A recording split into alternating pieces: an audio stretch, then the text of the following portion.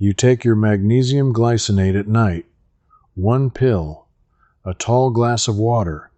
You think you're finally doing something good for your body. But here's the thing that stopped me cold. Most of that pill never reaches your cells. Your body flushes the rest out before it can ever be used. I only pieced this together after I found a study from 1991 buried in a medical journal, and one number in it made me put my own bottle down and just stare at it. By the end of this, I'm going to show you the exact way to take magnesium glycinate so your body actually holds on to it. It's a fix so simple you can do it tonight with the very same bottle already sitting in your cabinet. No new purchase, nothing fancy. Just a change in how. Let me back up and tell you how I fell into this, because I wasn't looking for it. A few months ago, I was standing in my kitchen at night, holding a pill the size of a small pebble, 400 milligrams. I'd been taking it for weeks because everyone online swears by magnesium glycinate for sleep, for cramps, for calm, and I felt almost nothing. So I did what I always do when something doesn't add up. I started reading, not the label, the actual research behind the label. And that's where the first crack appeared. Because the human body does not absorb magnesium the way the bottle wants you to believe, it doesn't just take a pill and pour all of it into your bloodstream. Your gut has a limit, a ceiling. And the moment you cross that ceiling, the extra magnesium doesn't get stored for later. It doesn't wait around. It gets pulled straight through your intestines and out of your body, sometimes taking water with it. That's why big doses can send people running to the bathroom.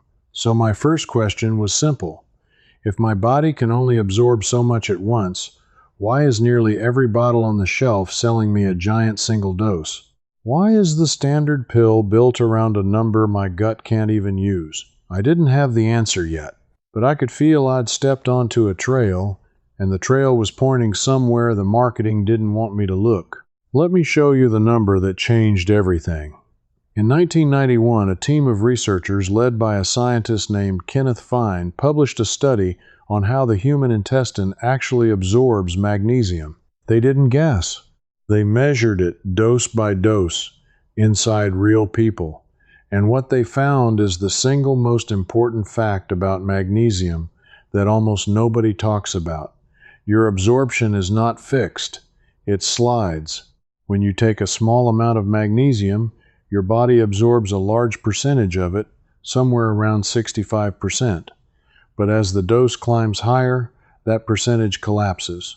At the big doses, the kind packed into a single capsule, absorption can fall all the way down to about 11%. Read that again slowly, because this is the whole game. 11%. That means if you swallow one big pill, your body might keep only a sliver of what's inside it. The rest slides through you and gets wasted. You paid for the whole pill. You absorbed a fraction. And the strangest part is this actually helps the smaller dose win. A person taking a modest amount, spread out, can end up with more magnesium inside their body than the person swallowing one giant capsule. The little dose beats the big one. That's not an opinion. That's what the numbers showed. So now the mystery deepened. Because if a smaller split dose gets absorbed far better, then the whole design of the market is backward. The industry sells you concentration. Bigger milligrams on the label look stronger. 400 sounds better than 100. 600 sounds even better. And you reach for the bigger number because it feels like more value. But your gut doesn't read labels. Your gut reads chemistry. And the chemistry says the more you cram in at once, the smaller the share you keep. This is the first place I started to feel something turn in my chest, because it stopped feeling like an accident. Somebody, somewhere, decided that the number on the front of the bottle mattered more than the magnesium in your blood, and you, standing in your kitchen at night, were paying for the difference. But that raised an even bigger question. If we've known how magnesium absorbs since at least 1991, how did the simple, correct way to take it get buried so deep that most of us never heard it? To answer that, I had to go back a lot further than a medical journal. I had to go back 400 years. Here's where the trail turned strange. Because the story of magnesium doesn't start in a lab, it starts with thirsty cattle. In the year 1618, in a small English town called Epsom, in the county of Surrey, there was a drought. A local farmer, remembered as Henry Wicker, went looking for water and found a small pool on the common ground. He noticed something odd. His cattle wouldn't drink from it. The water tasted bitter. But when the water dried up, it left behind a white, salty crust. And people soon discovered that crust did something to the body. It drew water, it loosened, it healed cracks in the skin. That bitter salt became famous. They called it Epsom salt, named after the town, and the mineral that made it bitter, the mineral doing the work, was magnesium. For generations, people didn't need a bottle or a label. They soaked in it. They knew Epsom water calmed sore muscles and eased the body. In 1698, a physician named Nehemiah Grew was granted a patent for preparing those very salts. Think about that. 300 and some years ago, magnesium was already known as medicine. It sat in almost every apothecary. It was ordinary knowledge. Then came the twist that only made sense once I understood the chemistry. For centuries, people took magnesium the slow way, through water, through food, through soaking. Small amounts, over time, spread across the day, and that method, without anyone knowing the science, happened to match exactly what the 1991 study proved. Small and steady beats, big and sudden. The old way was the absorbable way. Our great-grandparents were accidentally doing it right. But when magnesium got squeezed into a modern capsule, everything flipped. The convenience of one pill replaced the wisdom of small amounts, and the moment the mineral went into a bottle with a big number on the front, the goal stopped being how much your body keeps and became how impressive the label looks. That's the part that got under my skin. The knowledge didn't vanish because it was wrong. It vanished because it wasn't profitable. There's no easy money in telling you to take less, more often, with your food. There's no patent on patience. A person quietly absorbing a small dose over dinner isn't buying a fancier bottle. So the simple truth got quietly shelved, and the loud number took its place. And here's the detail that made me feel a little cheated.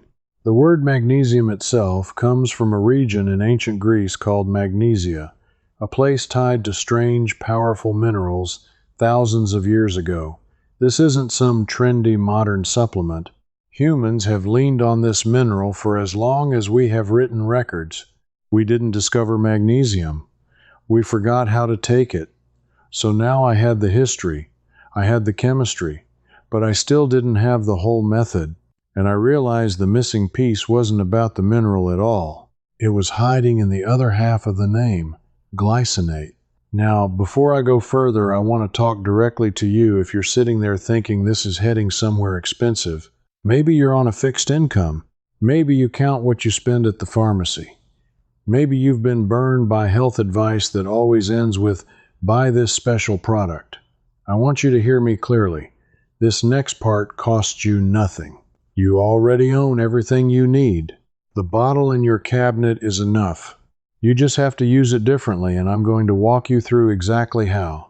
Let's start with the food part, because this is the easiest change and it matters more than you'd think. Most people take magnesium on an empty stomach, either first thing in the morning or last thing at night before bed with nothing in them. It feels clean and simple. But an empty stomach is one of the reasons a big dose rushes through you and pulls water with it. When there's food in your system, everything slows down. The magnesium spends more time in contact with your gut wall.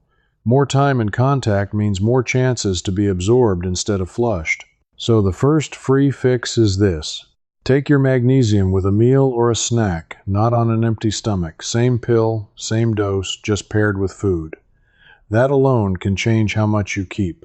The second fix costs nothing either, and it's the one that follows straight from that 1991 study. Stop taking it all at once. If you're holding a big pill, look at whether it can be split. Many magnesium glycinate capsules can be opened, and many tablets are scored to break in half. If yours splits, take half with one meal and half with another, hours apart. You've just handed your body two smaller doses instead of one giant one. And remember what the science said. Smaller doses get absorbed at a higher percentage. You're not taking less magnesium overall, you're keeping more of it. You're beating the big pill with two little ones, using the exact bottle you already paid for. If your pill truly can't be split, there's still a free move. On the days you take it, don't stack it against other things that fight it for the same doorway into your body. Calcium is the big one. Calcium and magnesium compete for absorption when you take large amounts of both at the same moment. So if you take a calcium supplement or a big calcium-heavy meal, give it a gap. Space your magnesium a couple of hours away from that. You're not buying anything. You're just not letting two minerals wrestle each other in your gut while you lose both. And here's the piece that ties it all together, the part hiding in the word glycinate. The glycine. That shift from believing the marketing to knowing the mechanism is worth more than any bottle on any shelf. If you want to go deeper into exactly this kind of recovery, the practical methods that actually work, pulled from the research and the old records before the marketing got to them, I wrote all of it out in a series called First Fixes, Deeper Fixes, and the Full System. Each one builds on the last. And together they cover the same kind of buried, honest knowledge we've been talking about here. You'll find the details in the description below. Now, let's keep pulling that thread because the story doesn't end with magnesium. Glycinate means the magnesium is bound to glycine, an amino acid. And glycine isn't just a delivery truck for the mineral. Glycine does its own quiet work in the body. It has a calming effect. Research on glycine has shown it can help lower the body's core temperature slightly in the evening, and a drop in core temperature is one of the natural signals that tells your body it's time to sleep. That's why so many people reach for magnesium glycinate specifically for rest, so the timing matters. If you're taking magnesium glycinate hoping for calm and better sleep, taking it in the morning wastes the glycine's best trick. The smarter move is to take your evening portion with your dinner or an evening snack, giving both the magnesium and the glycine time to settle in while your body is winding down. Food in the stomach, evening timing, a modest dose. Every single piece of that is free. You already have the bottle. You already eat dinner. You already go to bed. You're just lining them up the way the body actually works. I tested this on myself for a few weeks. Same bottle. Same brand. I stopped swallowing one big pill on an empty stomach at bedtime. Instead, I split it, took part with lunch, part with dinner, and kept the calcium away from it. And the difference in how I felt wasn't subtle. For the first time, it felt like the magnesium was actually doing something instead of just passing through me on its way out. But even after all that, one question was still nagging me. Because splitting a pill and taking it with food is smart, but it still felt like I was working around a problem instead of solving it at the root. And that's when the trail led me to the last clue, the one that pulled everything together and gave me the real answer I'd been chasing from the start. Here's what I finally understood, and it's the thing I wish someone had told me on day one. The real mistake almost everyone makes with magnesium glycinate isn't the brand they buy. It isn't even the dose printed on the label. The real mistake is treating magnesium like a painkiller. We take painkillers as a big hit, all at once, to knock out a symptom fast. And we've been trained to treat every pill that way, one and done. But magnesium doesn't work like a painkiller. Magnesium works like water for a plant. Think about how you'd water a dry plant. If you dump a whole bucket on it at once, most of the water runs straight off the soil and out the bottom of the pot. The plant barely drinks, but if you pour a little, let it soak, pour a little more, the soil actually holds it and the roots take it in. That's your gut. That's the 1991 finding in plain language. Your body is the soil. Magnesium is the water. And the whole supplement world has been handing you a bucket and telling you to dump it. The answer that ties this entire trail together comes straight out of that study by Kenneth Fine and his team, published in the medical literature in 1991, And it holds up against everything the old Epsom waterfolk knew 400 years ago without any science at all. Here it is. The way to take magnesium glycinate so your body actually keeps it is to take it in smaller amounts, spread across the day, with food, kept away from calcium, and weighted toward the evening so the glycine can help you rest. That's it. That's the whole secret. It sounds almost too plain to be the answer, but plain is exactly why it disappeared. There's nothing to sell in it. No premium bottle, no special formula, no monthly subscription. Just a rhythm your great-grandmother would have recognized, backed by a study most people have never read, and once you see it, you can't unsee it. Every time you pass the supplement aisle now, you'll notice the labels shouting bigger and bigger numbers. 400, 500, 600 milligrams, all of them selling you a bucket when your body only ever wanted a slow, steady pour. The number on the front was never for your health. It was for the shelf. It was for the sale. Let me put real figures on what this means for you, because this isn't just about feeling better. It's about money too. Say you're taking a big single dose every night and your body keeps only around 11% of it. That means roughly 89% of what you paid for is quite literally going down the drain. You bought a whole bottle to absorb a corner of it, now flip it. Take smaller amounts with food, and you can push your absorption up toward that 65% range the study measured at low doses. Same magnesium, same money, but you might keep several times more of it inside you. You could stretch one bottle far longer and feel more from it, all by changing nothing but your timing and your portions. That's the part that really got me. For years I thought getting more meant buying more. Higher dose, stronger pill, fuller bottle. And it turns out the opposite was true the whole time. Less, taken correctly, beats more taken carelessly. The frugal way and the healthy way were the same way, and both of them had been quietly buried under a louder, more expensive story. So let me hand you the exact steps, clean and simple, the way I do them now, so you can start tonight. First, look at your bottle and check the single dose. If it's a big one, over about 200 milligrams in one pill, plan to split it. Second, take it with food, never on an empty stomach. A meal or even a solid snack is enough to slow things down and hold more of it in. Third, split your daily amount into 2 smaller servings if you can, hours apart, so your gut absorbs a higher share of each. Fourth, keep it away from calcium. If you take calcium or eat a big dairy-heavy meal, leave a couple of hours between that and your magnesium so they're not fighting. Fifth, if sleep and calm are what you're after, weight your dose toward the evening with dinner or an evening snack, and let the glycine do its quiet work as your body cools down for the night. Every one of those steps is free. Not one of them asks you to buy a single new thing. You are simply taking what's already in your cabinet and using it the way the human body was actually built to receive it, the way people received it from Epsom water 400 years ago, before anyone knew why it worked. And I want to sit with that for a second because it's the real heart of this. The knowledge was never lost because it was too complicated. It was lost because it was too simple to make money from. A farmer in 1618 watched his cattle refuse bitter water and stumbled onto a mineral that would heal people for centuries. A physician patented it in 1698.